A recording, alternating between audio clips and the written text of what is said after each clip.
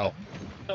Apologies, the commentator decided alcohol was more important than recording again. I would have tried to start the recording, but never done that myself. We're coming straight into losers finals with double heavies. This is the first we've seen on the main stage. not the first at Esker though. This is a common occurrence. It almost seems like this might be maybe Mike's first or second favorite character.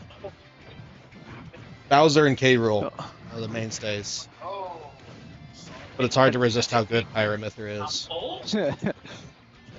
Well, and again, like, the great thing with Cruel is all it takes is like 1 or 2 hits and suddenly you're back in the game. Absolutely. Unlike Pithra, where you need a solid 5 or 10 to do that 30%. K-Rool, you do it in 2. It's got a pretty solid projectile coverage game with the ground and the cannonball. This is the first K-Rool we've seen on the big stage tonight at all? Second Cruel on the main stage.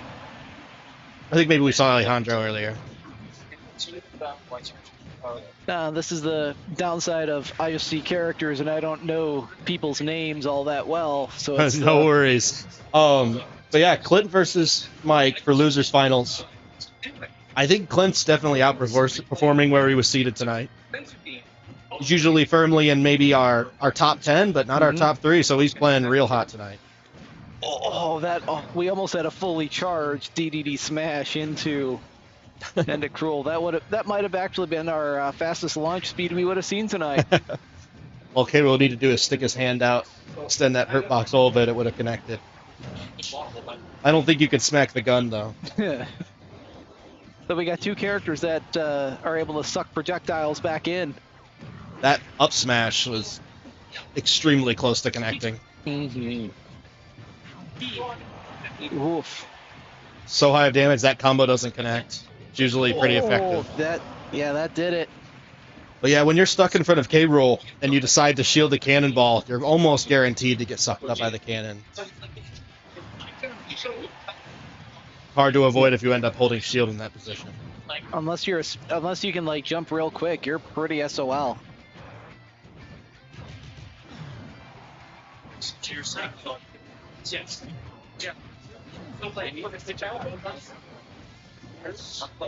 Lots of dash attacks.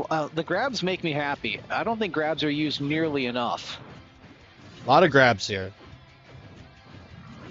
Especially with the kind of double pseudo command grabs they have. You'll see a whole lot of it with this matchup. Though we've yet to see the belly counter stance.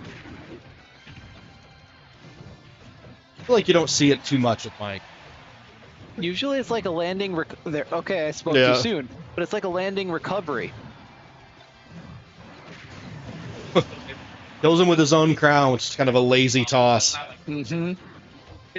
Showing who the true king is. Oh, nice head. And when you're slightly above stage, you can get double hit by that up B. Huge damage. Oh.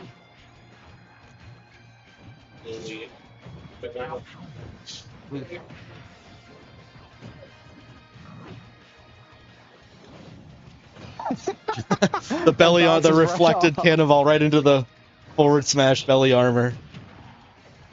Extension off the Gordo. Oh, tries to edge guard him. Oh, and a back air might have sealed it. Yeah, but Cruel still has that extra life on him. And so like someone just sneezed it on Dedede here. Yeah, especially with all the rage.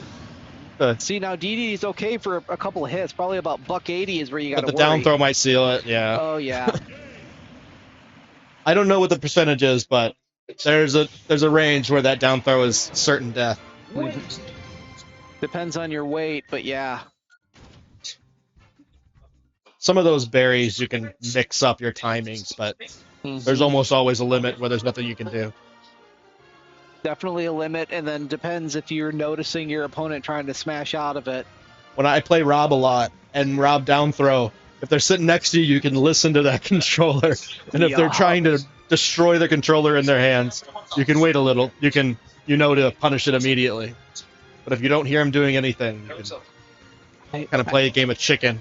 I read something a while back, like you want to not only be rotating the joystick, but you want to be mashing every button, because it counts how many how many unique inputs occur. I've heard people like mapping stuff to their control sticks so they can mash better instead of taunting. Yeah, or like so you can be able to like rotate, jump, rotate, Yeah. jump, rotate, jump, rotate, jump. Pull both fingers onto the control stick and the D-pad at the bottom. Remap your taunts to like random buttons and only use it for mashing. That almost sounds like if you ever played Guitar Hero and had to get through the fire and flames, where you have two hands on the fretboard and then you're strumming with your elbow. You take both hands onto the frets because they all connect the big scales. We go into the mirror. The mirror matches are always going to be crazy. The downward reflection of the cannonball is super cool. So I think if we have learned anything in the losers bracket, it's that cruelty wins. Rool has been hot. He usually is. Like I said, I mentioned it earlier. I think the fact that we have so many good K-Rools encourages more people to play K-Rool. It just kind of spirals out of control. And so when we play 6-player matches, there's guaranteed at least 2 K-Rools. I understand K-Rool is a very good character, but he's also a knowledge check character. Yeah, any mistakes, any bad habits, you're going to get punished. Very hard. More than almost anybody else. So, like, yeah, your comfort level on Cruel matters a lot, but your opponent's comfort level against Cruel matters almost as much. Yep. Not that it matters too much in a mirror match, though. They should both be masters of it at this point. True. I guess, like, personal experience, when I play Roy into Cruel, I'm very comfortable. But Aegis into Cruel, I hate my life. Yeah. We have the double reflect there. You're going to see a whole lot of that. And I'm just waiting for somebody to pineapple into the stage. Yeah, we see the constant attempts to spike that up recovery, and there's always poking their toes on the propeller blade. Yeah, that's a match. I feel like K-Rool's down air is not nearly disjointed enough to do that easily.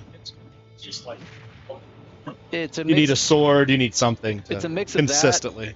Definitely that, and a mix of not respecting just how busted the up air or up B is. Usually a better. There's the simultaneous reflect again. They are not. Oh, simultaneous whiffed grabs Are we into on a YouTube? successful 'Cause this grab. feels like Dr. Disrespect right here.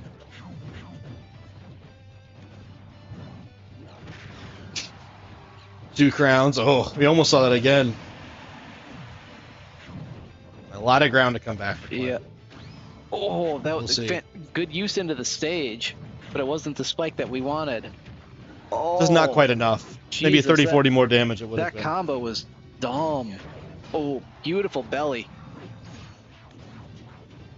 Playing Bowser Jr. against K-Rool is often fun because it's the exact same cannonball with dramatically different physics. Extremely confusing for anyone, especially if it's more than 2 players. But when it's double K-Rool, we got the same physics for sure. Oh man, I could see like team doubles with the double K-Rools, or sorry, the K-Rool Bowser Jr. could really muck with your the opponent. falling cannonballs, non-falling cannonballs. Slow, fast, mixing up. Shoot a cannonball, Bowser Jr. shoots a cannonball into K-Rool's gun as it's sucking and fire it back. The way stronger. Oh, the double reflect for almost 50 damage. That's disgusting. Now it would be hilarious. Yeah, with these slow, predictable projectiles, it's going to be a lot more reflections. Well, I'm looking forward to the belly reflect into one of the K-Rools holding blunderbuss, so it triple reflects effectively. Yeah, it's not too hard to do. I mean, if we had another match, maybe this one's going to be over soon. And it's dead even at this point. Oh, death! Oh. Nope. Will he get back on stage? Oh! Oh, the fast fall, neutral air. Into the blast zone. Wow. Didn't respect Tragic. the stage. Not nearly enough damage, and way too flat of a stage to stage spike him and die. Maybe if this was, I don't know, Battlefield. A big Battlefield would have saved you. Or like anything with a bigger triangle at the bottom. Yeah. And with that ends our losers bracket.